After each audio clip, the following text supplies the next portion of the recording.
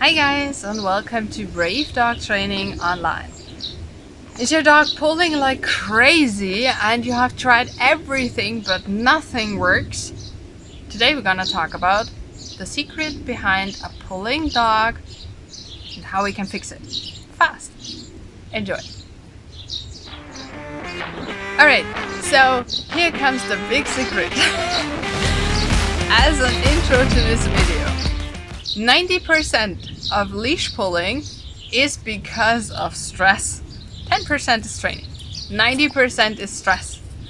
So we often underestimate what is stressful for our dogs. Like, for example, our dogs are a little uncomfortable when it's windy out, and it's constantly windy out. So our dogs are constantly a little bit uncomfortable. That's stressful. Or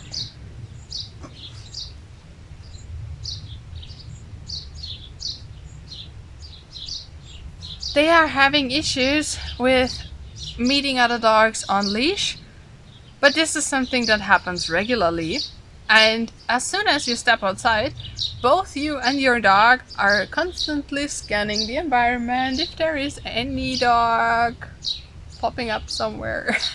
That's stressful, right?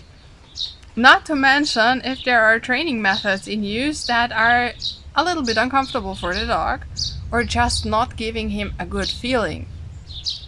All of those things and many more are not a big drama in themselves, but normally we don't just have one of those. We have multiple ones and they add up.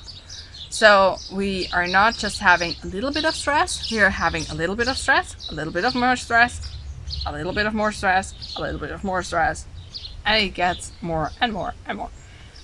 And that's when we see our dogs pulling like crazy. It's a symptom, it's not the original problem.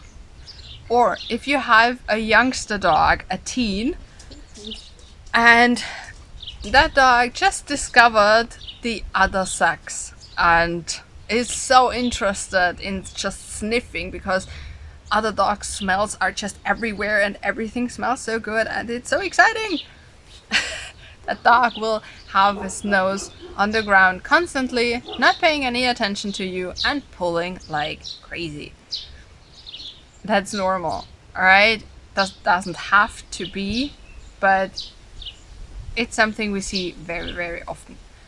And what a dog like that needs, for example, is walks in a quiet area where you don't meet anybody, where the smells are just a little bit spread a little bit more widely, so it's not just concentrated in one spot so intensely, and your dog can just relax a little bit, either off leash or on a long line, depending on how good the recall is or how interested your dog is in prey animals, right?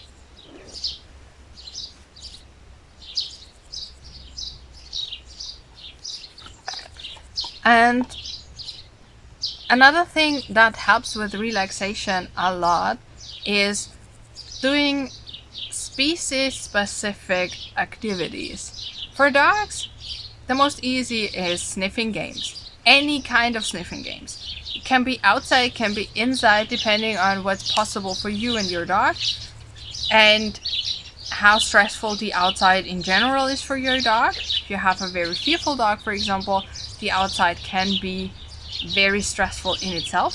So sniffing indoors would be a good start to just get used to this whole game and build a little bit of confidence and stuff like that, right? And if you are not sure what's stressing your dog, this is exactly what I do with my clients in our first appointment. We just sit down and we talk about day-to-day life. We talk about all aspects of your dog's life and check what could be a little bit stressful, what could contribute to the behavior we don't want to see, and how could we make it easier for the dog. How could we just change a little bit, change some small things, so everything can be easier, right? And if you do this by yourself, just try to be as objective as possible and look at every aspect of your life with your dog, or your dog's life without you. Like staying home alone, if it's not completely comfortable for your dog, can be a stressor, right?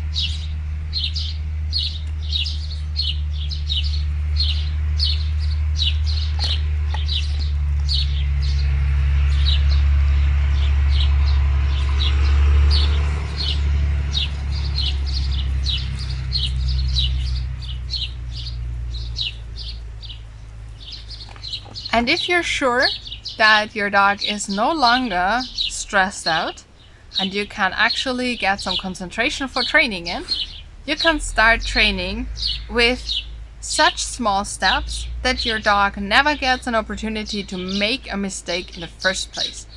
So you have a clear signal that training mode starts. You have a training mode and you have an off mode.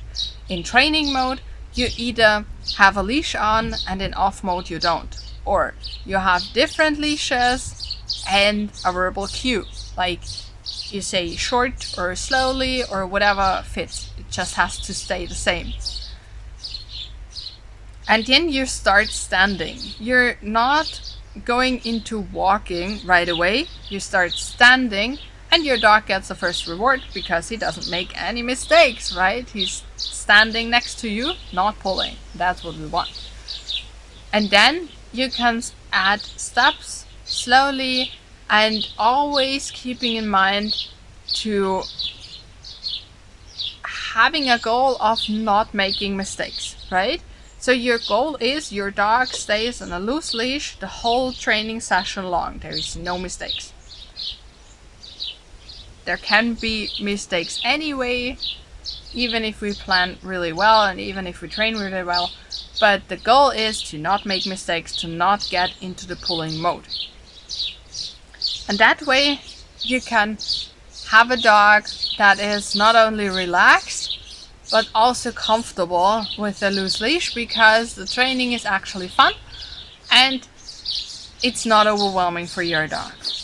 And if you need a step-by-step plan and videos and all those things, go to the description and look at the course. You have everything in there you need for your dog to actually learn loose leash walking in a fun way and in a sustainable way. So you introduce this to your dog and as soon as he gets it, your life becomes so much more easy because a pulling dog can get really, really stressful. Of course, depending on how big the dog is, but this is not something we can just ignore forever, right? Why don't you tell me in the comments how long you've been dealing with this problem and what you have tried before? I would love to read those. And I wish you a lot of fun training, a lot of fun with relaxation, because this is really something super important for every dog and us as humans as well, if we're honest. And we'll see each other next time. Bye!